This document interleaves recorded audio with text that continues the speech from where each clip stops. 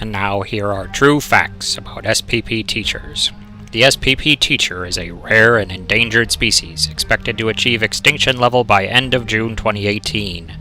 Yet, like its cousin the lemming, the SPP teacher forges ahead heedlessly, ignoring the precognition of its impending doom. SPP teachers have developed a thick forehead due to a ritual striking of the frontal lobe area against the nearest solid inanimate object, most often a whiteboard or desk. This is designed to release the pressure on the brain that comes from grading atrocious Newsella writing responses. What the crap, is that a therapy dog? These people have problems. The SPP teacher is almost constantly stalked by its primary predator, the SPP student. SPP students are highly evolved hunters, able to track the SPP teacher into the darkest corners of the classroom, hallways, or even to knock on the bathroom stall in order to request an extension on an assignment that they waited until the last second to start and failed to leave enough time to finish. The SPP student has even developed a sophisticated cyber stalking technique in which they send messages through Schoology in the middle of the night.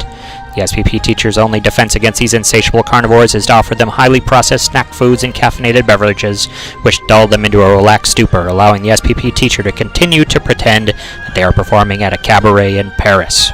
There are different subspecies in the SPP teacher group.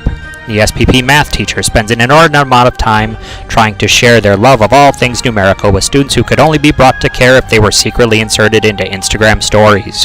What's the statistical probability of most of these kids passing?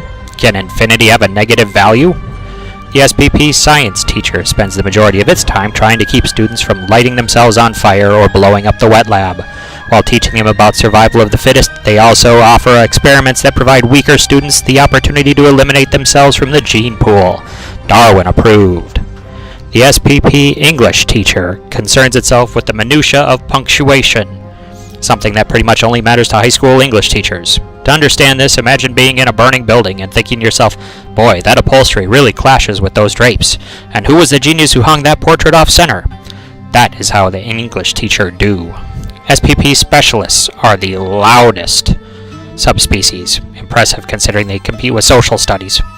The SPP health and PE teacher has to juggle badgering students about their diet with constantly having to eat fast food in the last 30 seconds before class starts in order to have time to successfully herd students to their game, practice, or dance that evening. The SPP art teacher is an elusive member of this group, frequently operating in what outsiders may consider complete chaos. Through years of evolution, the SPP art teacher has developed a unique ability to distract its predators through the use of pretty pictures and other handmade colorful objects. The SPP music teacher operates in a free-range manner, allowing aspiring bards to wander the halls practicing their wandering minstrel skills, but since the school does not own any lutes, the guitar makes a less desirable substitute. The SPP social studies teacher is the lowest form of these misunderstood creatures, frequently resorting to obnoxious noise levels and inane stories to mask its failure to grade a single assignment or test. Just remember, if you are already afraid of SPP teachers, stay afraid. Stay very afraid. If you aren't afraid, why not? Have you ever seen Miss Norton angry? You wouldn't like her when she's angry.